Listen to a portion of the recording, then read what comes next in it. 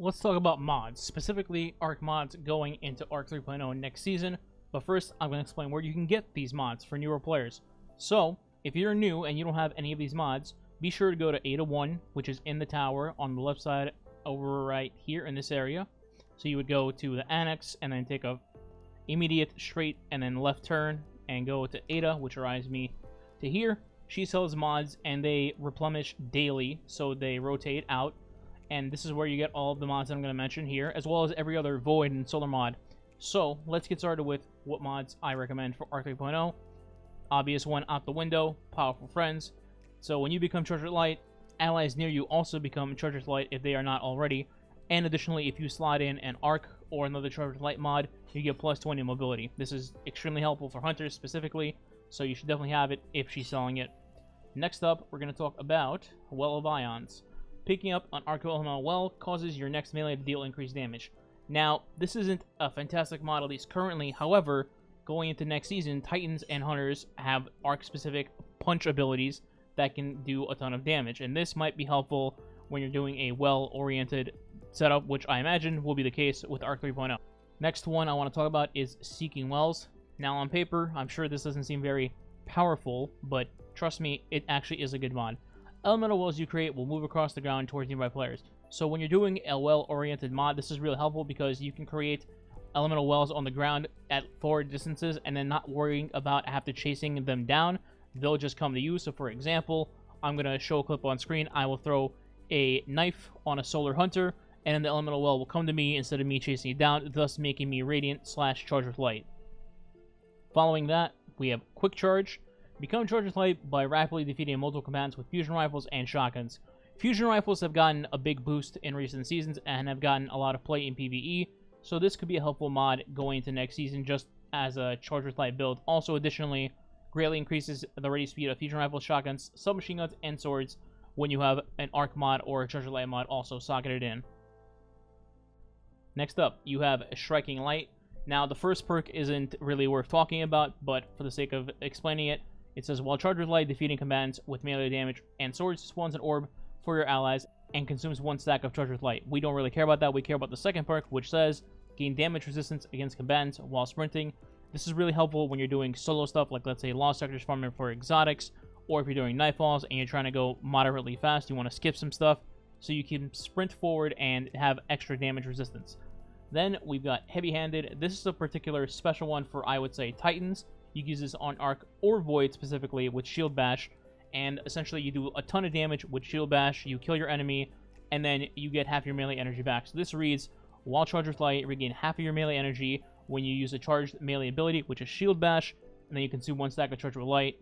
And then the additional perk is, while surrounded by multiple combatants, defeating a combatant with a fusion rifle, shoddy, sidearm, or SMG adds ammo for that weapon from your reserves. Not too bad either, but the first perk is the main thing. Then we're going to move down to Swift Charge. This is similar to Quick Charge in you can become Charged with Light by rapidly defeating commands with pulses, sidearms, or SMGs. And then additionally, defeating commands with a pulse grants a chance to drop special ammo for your allies. Not too shabby. Moving on to Lucent Blade. This is probably the best Arc mod that we have. So Lucent Blade says, while Charged with Light, dealing damage with a sword gives you bonus sword damage for 5 seconds. I don't think I need to explain why that's good. And then additionally, on top of that, you can get greatly increased charge rate for your equipped swords by having another Arc / Charged with Light mod in. This is really, really helpful. This is basically the high energy fire, but on steroids for swords. So if this is getting sold, absolutely you have to get it. Then we're moving on to Reactive Pulse.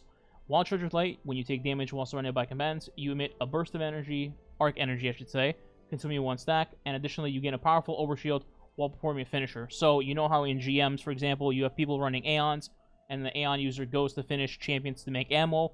Well, now you can get some extra survivability because you would get an overshield every time you finish a champion for ammo. Really helpful there. Then moving to Radiant Light.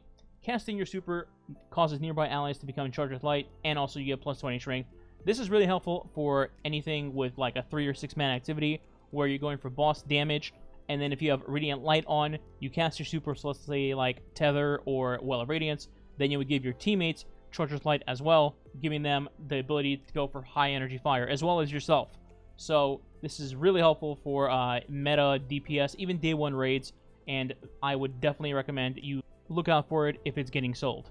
quick demonstration here. They're going to get their super from the flag. When they pop their super, I will get charged with light. Same thing when I do my super, they will get charged with light. So here we go. I gave it to them. They're going to pop it in a second. And there you go. X2 charged with light. Now you can use high energy fire. There you go.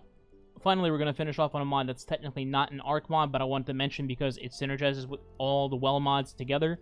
And that's Phantomite. For people that don't know what it does, picking up an elemental well that matches your subclass energy type grants a temporary bonus to weapon damage of that same elemental type. So you're going to be on an arc subclass, and let's say you're going to be using like Hero of Ages, Bequest, Anarchy, Legend of Acreus, any arc-related weapon that you can think of, and then this will provide additional bonus damage when you pick up those elemental wells off the ground.